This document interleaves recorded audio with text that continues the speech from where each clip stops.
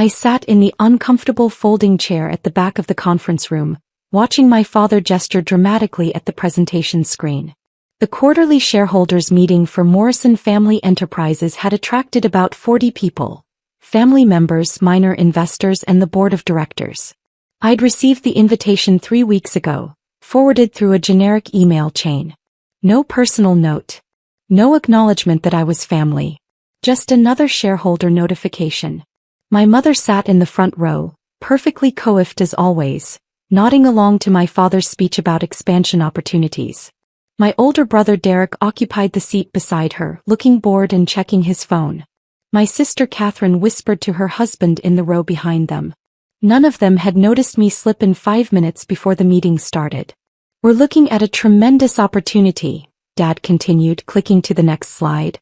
"The Riverside property development represents a $15 million investment that will triple our commercial real estate portfolio.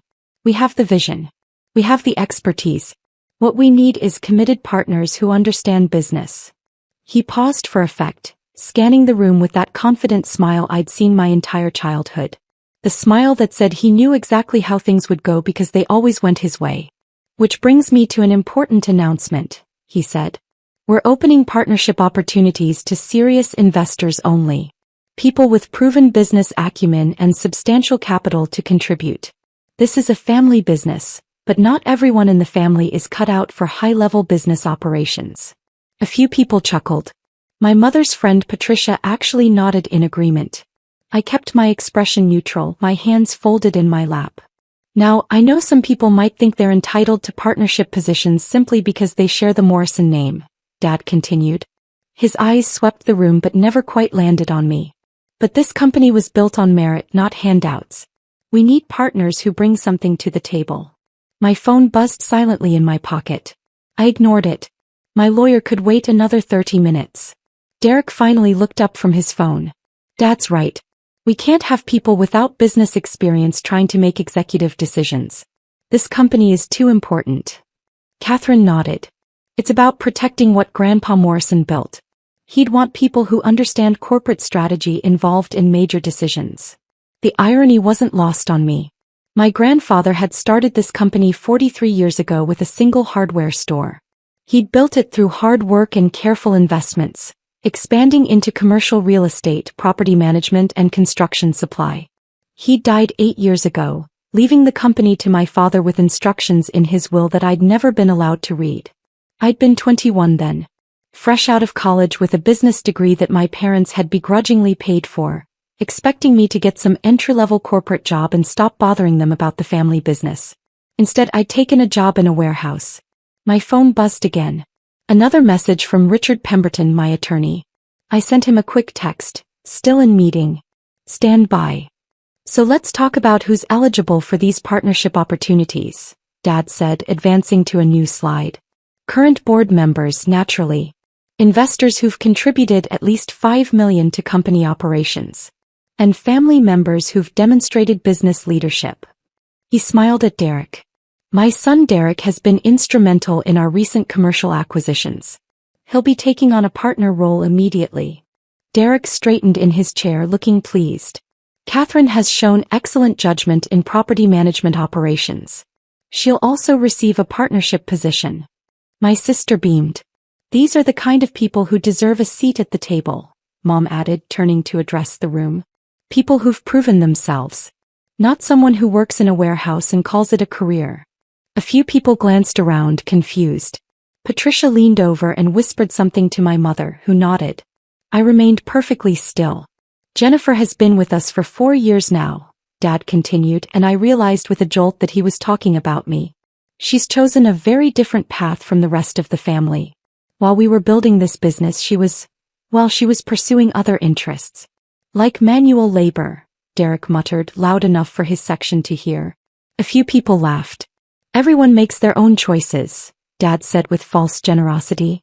"Jennifer chose simplicity over ambition. That's fine. Not everyone is built for high-pressure business environments. But it does mean she's not qualified to participate in executive-level decisions." My mother turned in her seat to look at me directly for the first time since I'd entered. "Honey, no one's saying you're not part of the family. But you have to understand, business partnerships require expertise you simply don't have. It wouldn't be fair to you or to the company to put you in that position. She'd be completely lost, Catherine agreed. Can you imagine Jennifer trying to evaluate commercial property investments? She doesn't even know what a cap rate is. I bit back a smile. Catherine had asked me to explain cap rates to her just 5 years ago when she joined the company. I'd patiently walked her through the formula. Net operating income divided by property value. She'd written it down on a napkin at Thanksgiving dinner. This isn't personal, Dad said, addressing the room again. It's business. And in business, you need people who understand finance strategy and market dynamics. People who've proven they can operate at this level. Robert's absolutely right, said one of the board members, Greg Patterson, who'd been with the company for 15 years. We can't let sentiment interfere with sound business practices. Partnership positions should go to qualified individuals. People who actually contribute to the company's success, added another board member, Sarah Chen. Not people who've chosen to work outside the organization. I checked my watch. 23 minutes into the meeting. Richard would be getting impatient. So here's what we're proposing, Dad said, pulling up a document on the screen. Partnership shares will be distributed based on current involvement and future capital contributions. Derek will receive 12%. Catherine will receive 9%. Patricia's investment group will receive 8%. He went through the entire list. Board members, long-term investors, family friends who'd contributed capital over the years. My name never appeared. This represents a total of 47% of partnership shares, Dad concluded. Combined with my existing 43% ownership, this gives us 90% total. The remaining 10% will be held in reserve for future strategic partners. What about the existing shareholders? Someone asked from the middle of the room. Existing minority shareholders retain their current positions, Dad said smoothly. This partnership structure operates at a different level. These are the people making executive decisions and committing substantial capital for expansion. And Jennifer? Patricia asked, glancing back at me with barely concealed pity. Is she retaining her minor shares? Jennifer has a small shareholding from Grandpa Morrison's estate, Mom explained. Less than 1%. She'll continue to receive her small dividends, but she won't be involved in partnership decisions. It's really for the best. She can focus on her warehouse work without the stress of business operations. Derek snorted. Yeah, I'm sure the warehouse is super stressful. Moving boxes all day. Derek, Mom said, but she was smiling. I took a slow breath. In through my nose, out through my mouth. The technique I'd learned in business school during high-pressure negotiations. Stay calm. Stay focused. Wait for the right moment. Are there any questions? Dad asked, looking around the room with satisfaction. I raised my hand. Dad blinked, seeming to register my presence fully for the first time. Jennifer. I didn't realize you were here. I'm a shareholder, I said calmly. I was notified about the meeting. Of course. He smiled that condescending smile. Do you have a question about the partnership structure? I know some of the financial terms might be confusing. I have a statement, I said. The room grew quieter. A few people shifted in their seats. A statement. Dad repeated. Yes. I stood up, smoothing down my warehouse uniform shirt. I'd come directly from work, not bothering to change. Let them see exactly what they expected to see. I'd like to address the partnership proposal. Mom turned fully around now, her expression caught between embarrassment and irritation. Honey, this really isn't the appropriate venue. If you have concerns about your minor shareholding, we can discuss it privately. I'm fine with discussing it here, I said. At a shareholders' meeting, where shareholding decisions are made. Dad's smile tightened slightly. Jennifer, I appreciate your interest, but as I explained, the partnership structure is for qualified business leaders. You're certainly welcome to maintain your small shareholding, but partnership decisions. I'd like to call my attorney, I said. The room went completely silent. Your attorney? Derek laughed. You have an attorney? I do. I pulled out my phone and sent the text to Richard. Come in now. Jennifer, this is highly irregular, Dad said, his voice taking on an edge. This is a family meeting. It's a shareholders' meeting, I corrected gently. According to the bylaws, any shareholder has the right to legal representation at official company meetings. I checked. The conference room door opened. Richard Pemberton walked in, immaculate in his charcoal suit, carrying a leather briefcase. At 62 he commanded attention without saying a word, silver-haired, sharp-eyed, and radiating the authority of someone who'd spent 40 years practicing corporate law. "What is this?" Mom demanded. "Good afternoon," Richard said pleasantly. "Richard Pemberton, Pemberton and Associates. I represent Ms. Jennifer Morrison in all matters related to Morrison Family Enterprises." Dad stared. "You hired Richard Pemberton? How do you even afford?" "Mr. Morrison," Richard interrupted smoothly, "I've been Ms. Morrison's attorney for 7 years. We have an excellent working relationship." 7 years. Since 6 months after Grandpa died. Since I'd started making the moves that had led to this moment. "This is ridiculous," Derek said. "Jennifer can't afford Richard Pemberton. He charges like $1,000 an hour." $1,500, Richard corrected. "And Ms. Morrison's account is always current." Catherine frowned. "How can you possibly? Warehouse jobs don't pay." "I believe we're getting off track," Richard said. He set his briefcase on the table and opened it with a precise click. "Mr. Morrison, you've presented a partnership structure that allocates 90% of partnership shares to various parties. Is that correct?" "That's right," Dad said slowly. "But I don't see what." "And this structure assumes you currently hold 43% ownership of Morrison Family Enterprises?" "I do hold 43%. I inherited it from my father and I've been running this company." "Actually," Richard said, pulling out a folder, "you hold 0%. The silence that followed was absolute. "That's impossible," Dad said. "I own this company. My father left it to me." "Your father left you operational control," Richard said. "Which is different from ownership. The company structure established by Morrison Sr. was quite complex.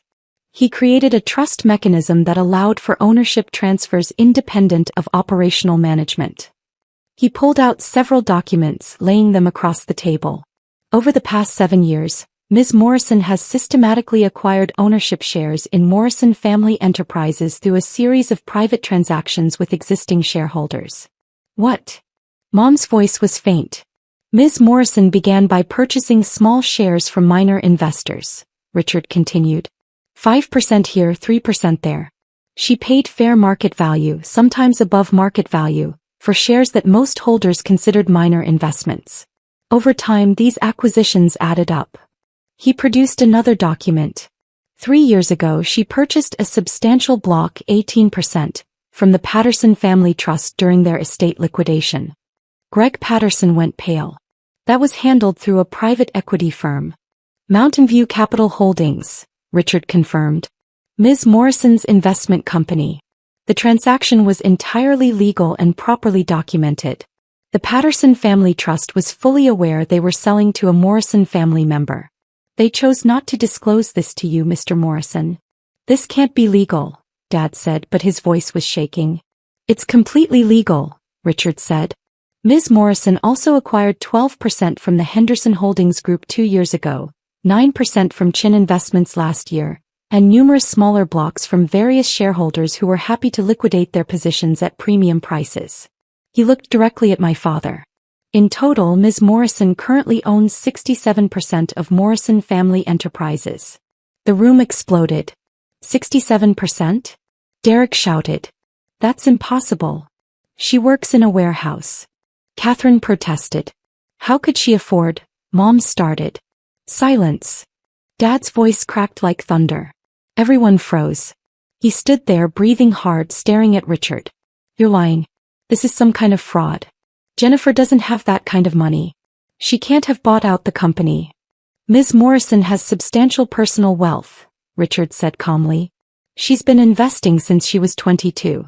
She started with her inheritance from her grandmother, not the Morrison grandmother, but her maternal grandmother, whose estate of $800,000 was left to Jennifer when she was 21.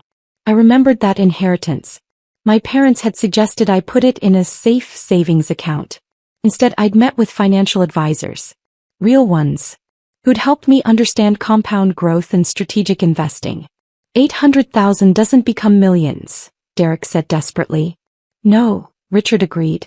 But 800,000 invested wisely in a rising tech market in 2016 can grow substantially. Ms. Morrison made several early investments in emerging technology companies. She invested in a small cloud computing startup that was later acquired by Microsoft. She bought shares in an AI development company that went public in 2019. She diversified into real estate investment trusts and high-growth mutual funds. He smiled slightly. By 2020, her 800,000 had become approximately 12 million. She continued investing. By 2023, she had 47 million. Currently, her portfolio exceeds 93 million. The silence was deafening. That's not possible, Mom whispered. I have the documentation, Richard said. Bank statements, investment account summaries, transaction records. All available for review if needed. Ms. Morrison has been extraordinarily successful in her investment career. The warehouse job she maintains is actually her choice. She owns the warehouse facility and 3 others in the region. She finds the hands-on work satisfying. I own the warehouses. That detail hit everyone like a second bomb. You own, Dad started then stopped. 4 warehouse facilities, I confirmed, speaking for the first time since Richard had entered. I purchased the first one 5 years ago. It's a solid investment, commercial real estate with built-in tenants and steady cash flow. The company that hired me to work there doesn't know I own the building. I prefer it that way. I like the work. This is insane, Derek said. You're telling me Jennifer is some secret millionaire? 93 million would typically be described as multimillionaire status, Richard said. Though much of that is currently invested in Morrison Family Enterprises. Ms. Morrison has spent approximately 68 million over 7 years acquiring 67% ownership of this company. Dad sank into his chair. Why? I looked at him. Really looked at him for the first time in years. Because Grandpa Morrison left me a letter. A letter. Mom said faintly. In his will he left me a sealed envelope.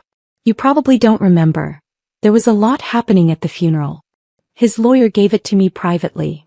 I pulled out my phone and showed them a photo of the letter, yellowed paper with my grandfather's handwriting. He told me he was leaving you operational control of the company, Dad. But he wanted me to know something. I read from the photo. Jennifer, you have a better head for business than anyone else in this family. I'm leaving your father in charge because he expects it and I hope he'll rise to the challenge. But I'm trusting you to watch over what I've built. If they ever try to cut you out, if they ever dismiss you, remember, in business ownership matters more than titles. You'll know what to do. Tears pricked my eyes, but I kept my voice steady. He left me instructions for accessing all the minority shareholders. He told me which ones might sell and when. He gave me the roadmap to take control if I ever needed to. Dad wouldn't do that, Derek said, but he sounded uncertain. Your grandfather was a brilliant businessman, Richard said. He understood family dynamics. He hoped it wouldn't be necessary, but he prepared for the possibility that Ms. Morrison might need protection. So all this time, Catherine started. All this time I've been buying shares, I said simply. Every time I had investment returns, I put them back into acquiring more of this company. I worked in the warehouse because I wanted to understand ground-level operations. I stayed quiet at family dinners when you talked about the business because I was learning everything you were doing. And now. Dad's voice was hollow. Now, Richard said, we need to address the partnership structure you proposed. Because with 67% ownership, Ms. Morrison has controlling interest in this company. Any major business decisions require her approval.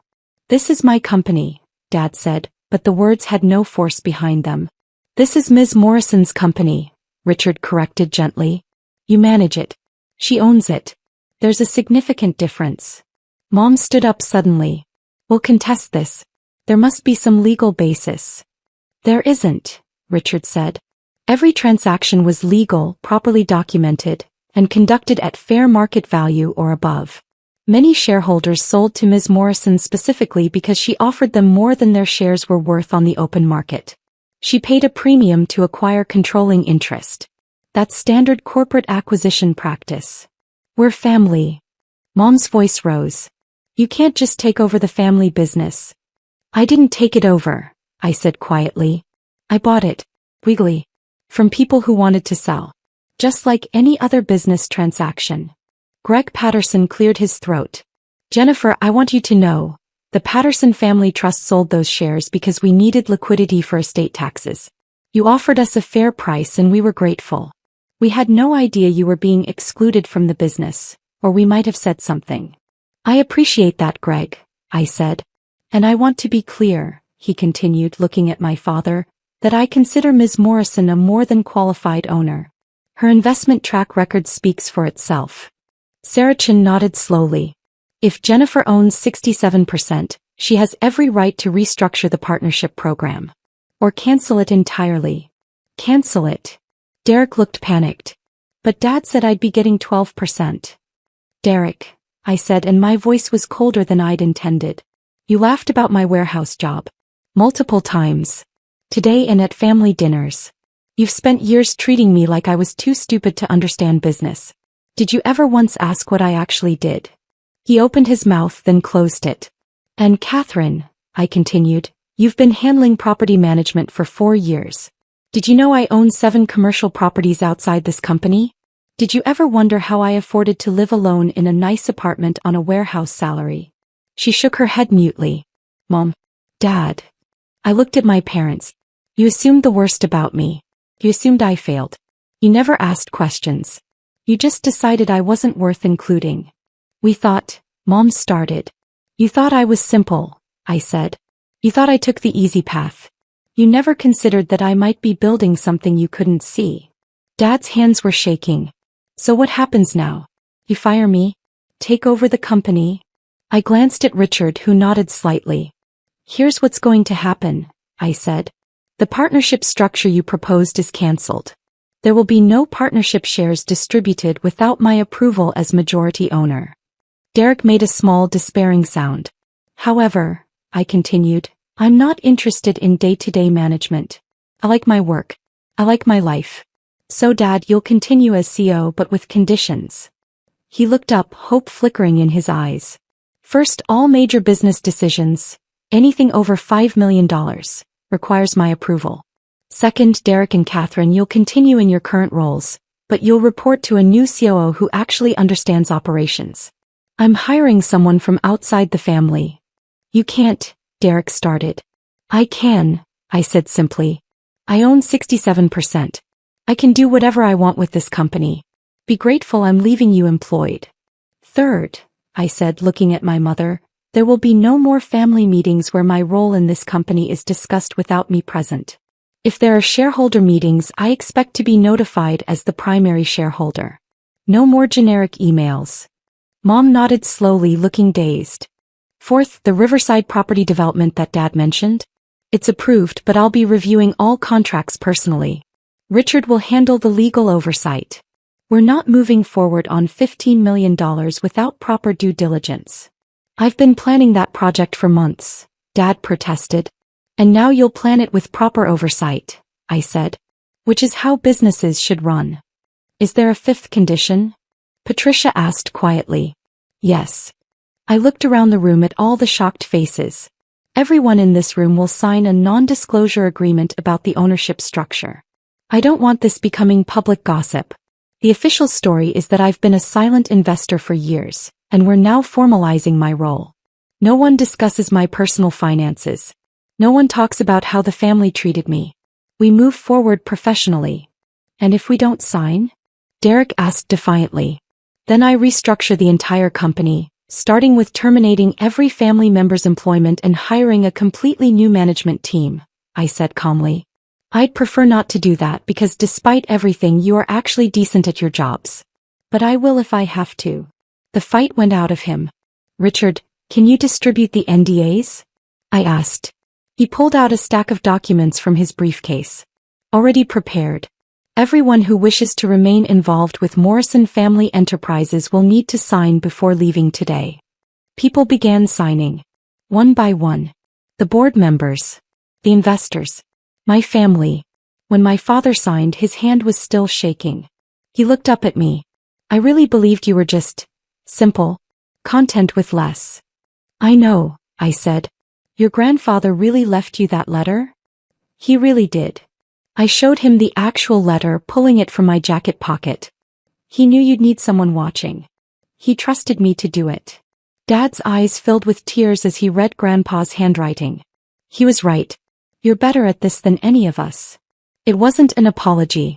Not really. But it was something. The warehouse job, Mom said suddenly. Do you really like it? I really do, I said. It's honest work. Keeps me grounded. And it's satisfying to build something with your hands. You should try it sometime. She almost smiled. Almost. As people filed out, signing their NDAs and avoiding eye contact, Richard packed up his briefcase. Well executed, he said quietly. Your grandfather would be proud. Thanks for being here, I said. That's what you pay me for. He smiled. Though I have to say, the look on their faces when I said 67%, that might have been the highlight of my legal career.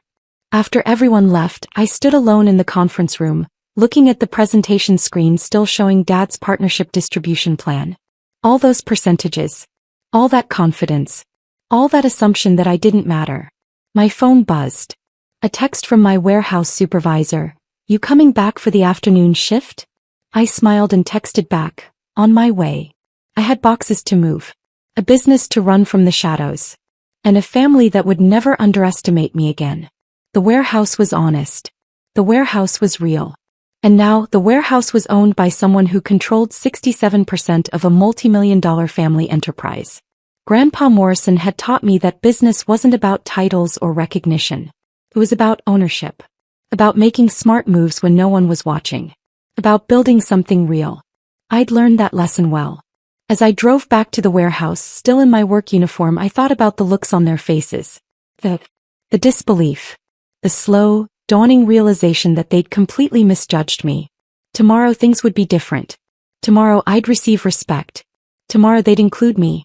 But today I'd move boxes. I'd do the work I enjoyed. I'd be exactly who I'd always been. Just with 67% controlling interest in the family business. I pulled into the warehouse parking lot, checked my reflection in the mirror and smiled. Sometimes the best power is the power no one knows you have. Until the moment they need to know. And in that conference room today, they'd learned exactly how much power I'd been holding all along.